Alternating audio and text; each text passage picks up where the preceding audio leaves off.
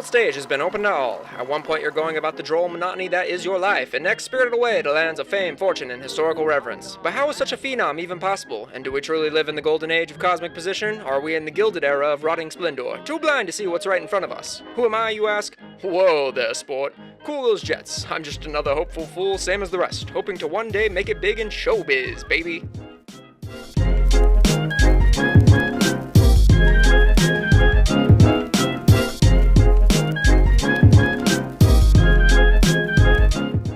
Hey, so with that out of the way, it's me, and today I want to talk about comedy, more specifically the archetype of the fool and what makes a good fool to begin with. But first, a quick message, not an ad read by the way. Hello all, my last video, Villains Becoming Heroes, received some critique, some feedback, some hater comments, and I'm such a small video creator, channel, whatever you want to call it, that I can give out gifts for honoring such great critiques. And for that, I have this for you. Yeah, you see that? You enjoy it? Alrighty, back to the video now.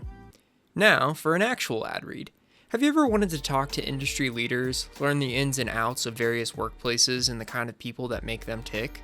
Well, the How This Works podcast is breaking boundaries and giving a first-hand look into these leaders' lives, getting to the bottom of what makes them successful. With over 30 episodes, there's a lot to learn, and Skipper, the host, has a great way of connecting and engaging within each episode. With topics like permaculture, sex ed, attending top art schools, marketing and design, the How This Works show has it all. Be sure to check it out. Not sure what I said in that last bit before the ad read, as I was just riffing, but welcome back to the show. Comedy is a word that today often just associates itself with funny movies, skit shows, or people who stand on stage and try to make the intolerable existence we all experience a little bit more tolerable, but in their attempts become intolerable themselves. Of course, it spans much more than this, but we're just on the precipice of this deep-rooted history that comes with our delight and laughter. The word comedy is associated more generally with an invocation of raw human emotions that could even be called primal. When it comes to comedy, it's like being struck with a beam of sunlight on an especially cloudy day, finding a $100 bill on the ground, or a familiar smell of places from a different time and a different you. Unexpected, unanticipated, and moreover, very much appreciated, if not the slightest bit striking. Comedy by its very nature catches you by surprise. The word originally comes from the Greek word comic, and it roughly translates to invoke laughter. But with time, like all things, the word has changed. Things can be comedic, but not overtly funny or laughter-inducing. One week, many years ago, I remember I had my car broken into 3 times and had a watch my dad got me for like high school graduation stolen. I know, dumb on my part to keep it in my car. I also quit my job and my roommates were shits, but in the end, I couldn't help but look back and laugh at how funny it was with how much bad luck I was having. Even then, I know a lot of things in a person's life can almost always be attributed to their own actions, and if that was the case for this utter shit week, then all the funnier.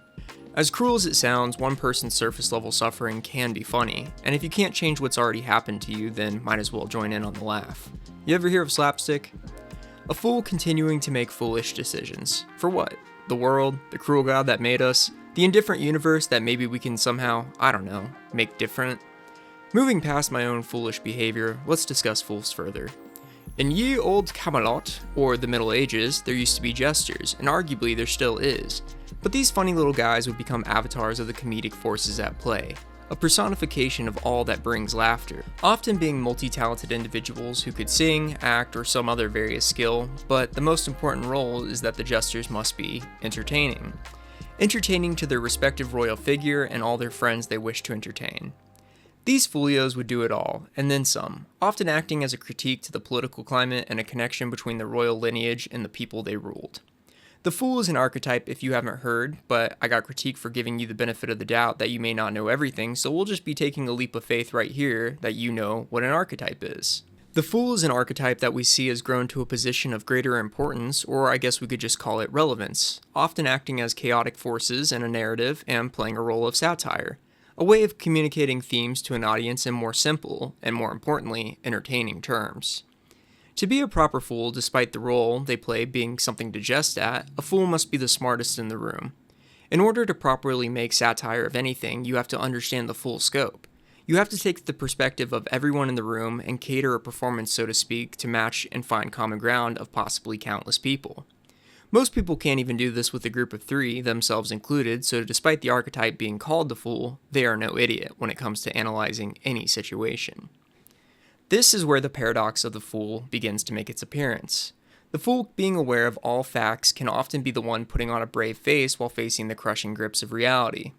Choosing not to succumb to the actualities faced by the mortal coil and playing the part that is needed in order to take heavy topics and make jokes about them. If you go too far on these topics, it's a mockery, and hate will ensue. If it's too light, it's pandering and shallow, and hate will ensue. The fool faces the realities of the world and dances the dance of the human mind in order to get something as small as even a chuckle. Laughter is their currency, and for this currency, their valued object is knowing that maybe, with the troubles of the world, the only thing you can do is laugh. We all play the part of the fool in one way or another. We're foolish by nature, but some excel when it comes to laughing at the absolutely ludicrous situation we find ourselves in. The foolish are often overlooked. We take their words, their jests, their quippy little anecdotes, and consume them for what they are. This is another aspect of the fool's paradox. Beyond their possible profound sadness, there is reason. Reasonable statements being put through a filter of entertainment, nuance, but nonetheless, reasonable. Because of the smoke and mirrors that is clever wordplay with punchlines, setups, and finally the big laugh, we often don't examine their words for what they're actually telling us. Court jesters often had an immunity to consequences of ridiculing the king, to an extent, but it's because they are the fool. Their words are not to be taken serious. It's the job of the jester to make people laugh, and what's more laugh enticing than someone telling the ruler of your world that they have a big nose, or that they've made the price of goods far too expensive due to the war they declared for pride. And if it's not funny, then entertaining nonetheless. Have you ever heard the expression, "it's funny because it's true"? Truth, despite what the adage would say, is not subjective. Things happen, and if every detail and facet is considered and included, then we finally arrive at the truth. All these aspects reconstructed and deconstructed in a matter of moments by our very seemingly addled fools. It's an art form, and I think most forget about that. Comedy is an art form, but not every so-called comedian is an artist. It's never been easier to be anything than it is right now. Don't get me wrong, it's still really gosh darn hard. You see that? Trying to get my monetization rate up. As it still stands, it's really f***ing hard to be anything at all. Comedian, actor, performer. You can take a consistent schedule of your skill, upload it regularly to this magical place called the internet, and you will eventually find your people. Hell, even me who posts non-thematic content of things I just find cool, with a bit of editing skill I've developed, has amassed over 2,000 supporters. And if you don't think that's a lot, imagine if 2,000 people showed up to your house right now. I'd shit my pants. It's never been a better time to do anything artistic. I live in the 11th biggest city in Texas and still have a possible reach of everyone using the internet right now.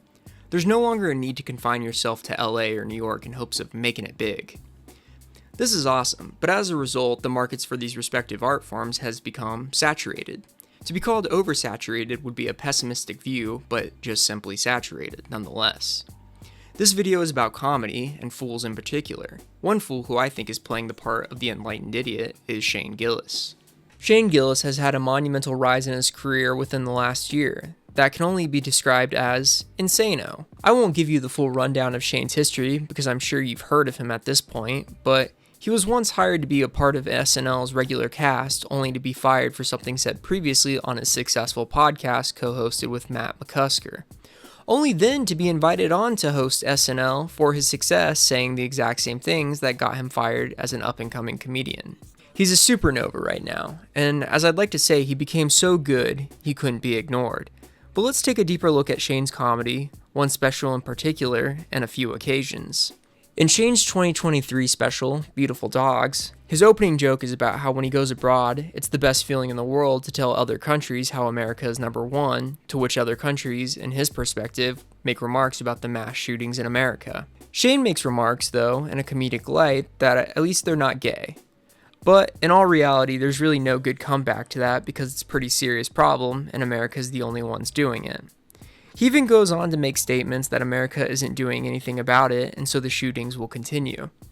In case you're not American, that's like a huge deal. America loves guns, because other than the fact that an AR-15 is somehow supposed to defend citizens from the #1 military in the world, there's not a whole lot of reasons to have them, besides they're cool. I like guns. I have guns. Oh boy. Why do I have guns? Well, because if society breaks down, everyone else has a gun.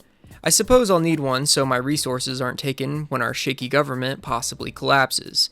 America is the best, but I'm a little biased, and even then, it still leaves me with concern that our government just shuts down sometimes. Shane addressed gun control in a tactful, hard-hitting manner, but that's what makes it funny. It's sourcing back to the old ways of having political commentary sprinkled in. Except, there's no longer kings or royal families to critique, so we have to go to the next best thing. Governments, corporations, groups of people, and in some cases, individuals. Sure, it's funny in the moment, and you could obviously just go, "It's a joke, bro, stop deconstructing the social commentary and just laugh." But it's because it's down to earth and relatable of the issues you face today that makes it funny. Remember that one episode of King of the Hill where Bobby joins clown college, but his instructor is some avant-garde elitist, and ultimately Bobby workshops Tartuffe the Wonder Dog? If everything was based around archaic themes, then it wouldn't be comedy. It would just be abstract garbage, with no pressing context, no substance. Immediately following the gun control quip, Shane talks about love on the spectrum, which he makes an inadvertent critique of, briefly mentioning the commoditization of differently abled people, saying that we, the wider public, will watch it, possibly raising awareness of conditions and becoming more intimately familiar. Shane does this little dance back and forth for a bit, talking about the integration of minority groups in segregated America. He talks about the publication of warfare to the masses with the rise of the internet and handheld cameras, stating the entire war in the Middle East is just on the internet. He talks about the perspective of each side, making remarks about the overwhelming odds anyone who steps to America can face. To name a few more quickly, the alt-right pipeline, porn addiction, American history and slavery, treatment of those with special needs, the list goes on. Shane's comedic nature, his gesture-like ability, isn't limited to strictly confined controlled spaces like stand-up specials, but out in the real world too. On a live broadcast of College Game Day, Shane made jokes about former Alabama coach Nick Saban having paid players, and thus his actions contributed to his success. This has been an ongoing thing, as college athletes couldn't be paid at one point. South Park even had an episode about this, as the rules about being drafted into the professional leagues from high school for any sport where you could get paid are pretty restrictive, likening student athletes to slaves. Shane made a joke about the SEC never paying players in a sarcastic manner, despite there, in my opinion, being some evidence, allegedly, of this occurring in roundabout ways. It was all in good fun except for Alabama Jones, Nick Saban, who got butthurt, which is a larger indicator of guilt than anything. Shane Gillis is the perfect fool. He could act like a know-it-all and just say you paid players in 2013, it's fucked up what America does, and so on. That's not a fool though, not a jester. That's a cynic. He is taking scary, spooky concepts or social commentary of his own undertaking and turning it into something for everyone. He's not an idiot, as we discussed, but a savant of the human experience, a medium of tragedy and comedy. This is a good example of a fool. Let's discuss a bad one, as I too, like yourself, like to be a hater every once in a blue moon. Shane Gillis has a connection with this very subject, and this specimen is one Joseph J. Rogan, ladies and gentlemen, Exhibit B. Joe Rogan has also had a meteoric rise to success, but over a much longer span of time. He's the everyman, not in the basis he can relate to everyone, but he's done it all. Fear Factor, UFC commentator, news radio, podcast host, and I guess comedian. Jack of all trades, master of none, but oftentimes better than a master of one, except comedy.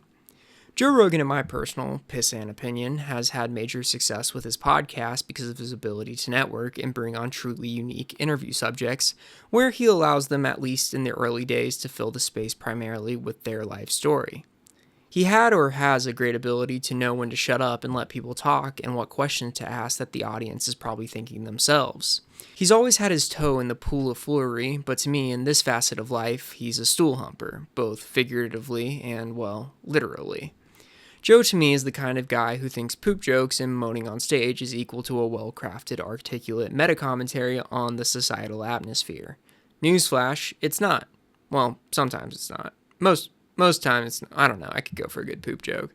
He's as of late surrounded himself with more and more comedians, or what we'll call fools, and I think that's what's given him this false confidence that he's on equal playing fields with those very same people.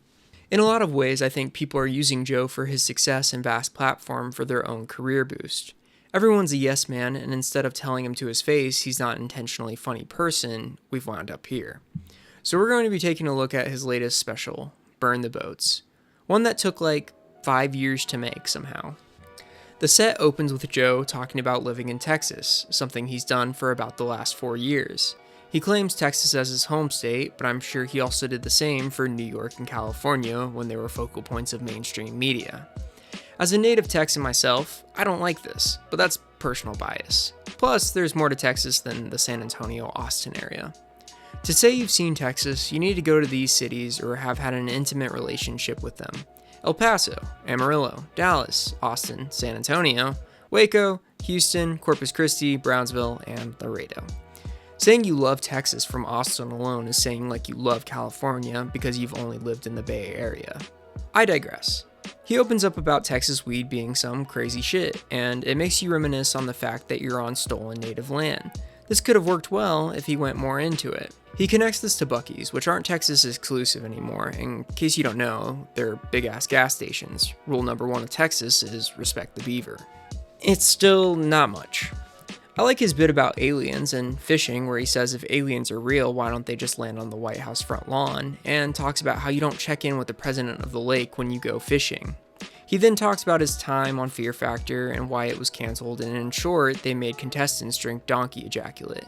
I don't really care for this, and trust me, I can get down with crude and crass, but I just wasn't feeling this one. He gets into COVID and talks about how people were jerking off on work calls, and this is where I realized all these jokes are just surface levels, oftentimes followed with, "How crazy is that? Am I wrong?" They just felt like they could have been more. The premise is fine, it's the jokes that are falling flat. They need more workshopping, and if not obtained in 5 years, I don't think it will ever be, at least by this person. Next, we have taking edibles before a flight, and this is where he gets me again. It's a great premise for a stand-up bit, but it falls flat. It's just stoner thoughts. I would change this to be, well, I get paranoid, so I'm extra sure to tell the TSA guy I don't have any of the prohibited items in order. I don't have a knife on me. I don't have lithium batteries. I don't have a bomb, and I definitely don't have a lithium-powered knife bomb. What's the deal with that? He makes a good bit that being high in an airport is fine because even when you're acting weird, it's an airport. Everyone is. A line sticks with me. It's a near-death experience, you always survive. I like that. That was funny. He does a black accent. The bit is overall okay. Similar to the themes Shane successfully talked about, Joe talks about the following themes. I don't know if successfully would be the word to describe them, but the arbitrary nature of the TSA, the demonization of trans people in film. He kind of advertently, raises this. This is like a film thing, by the way. Chinese Communist Party, human rights violations, whatever. These are all as important as Shane's, but Joe, like a good fool, is missing key aspects.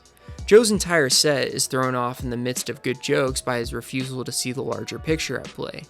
He makes references to conspiracy theories, aliens, superweapons, the works, and even comes close to acknowledging the bigger picture, but at one point calling himself a political independent. The problem with Joe, or at least in this set, is that he has tunnel vision about all the wrong things. The political left, the gender renaissance, I suppose you could say that's going on in America, come and ass jokes. The subjects themselves aren't the problem and could be a basis for elaborate jokes if I feel they were better understood. However, he never acknowledges that these issues could be a conspiracy of the controlling party to divide the wider public from unionizing to address larger political issues in the country like rampant corruption and mismanagement of funds. Or how both the Democratic and Republican parties can't seem to agree on anything, but somehow both agree by giving literal trillions to foreign nations with their own citizens suffering. All his takes is highly specific to his own worldview. Beyond this, there's nothing wrong with having beliefs. If you have your own stipulations and biases about trans people, that's your own thing. You've got your own deal. I'm not going to address that right now. But he's saying things that someone who's actually more centralized, me, has already heard with no originality or take other than screaming it. Men in the women's bathroom? Men getting pregnant? Oh dear Lord, what will we do? A lot of people think that if you let transgender people into a woman's bathroom, it'll be a loophole for predators, you know? And if you think that, that means you believe there are guys out there going, man, I'd love to go into a woman's bathroom and abduct and murder someone, but unfortunately, I'm not allowed in there. I just had a strong hunch that at that very moment, you could have caught the same messages from Tucker Carlson on TV being presented in the same way. It's not the content, it's the lack of understanding and using the understanding to formulate a humorous joke regardless of content. The reason that the alien and airport jokes hit more with me is because I semi-enjoyed his take on these subjects. I thought they were the most originalist jokes with personal experiences tied in. I can't relate to Fear Factor, and honestly I don't give a shit that you made contestants drink Donkey Cum, and how they got buckets of cum. Another one I actually enjoyed by Joe was his discovery of the world of bodies. It was fresh. Never before had I heard it mentioned that these body exhibits received them from Chinese medical schools, but that's semi-true. I've never been to a Body World or World of Bodies exhibit, but I found his take and world scope refining the subject down to this joke to be enjoyable.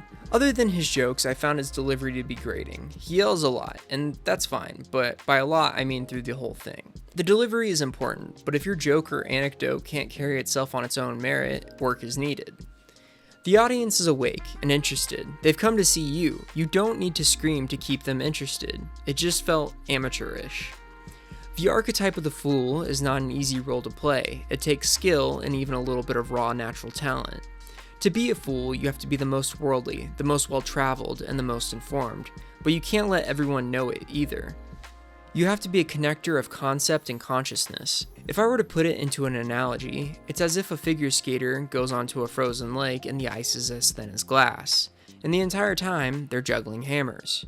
You're either doing it right or wrong. There's no in between. Often appearing as someone with no cares, the fool is burdened by the heavy nature of the world. For some it comes naturally, having a worldview of nihilism where nothing matters, so might as well make jokes of it all. Others, it's absurdism. The reality of it all is so absurd you can't help but laugh at the greatest joke of them all. Anyways, I hope you enjoyed this video. I decided to give myself a little bit of a break and make it shorter. Lots of themes to explore here, but this is where I encourage your own research. Leave a like and subscribe, I guess, and I hope my ideas weren't too unoriginal, or at the very least, I hope it was entertaining. Until next time, peace out. Space edit, space edit, space edit.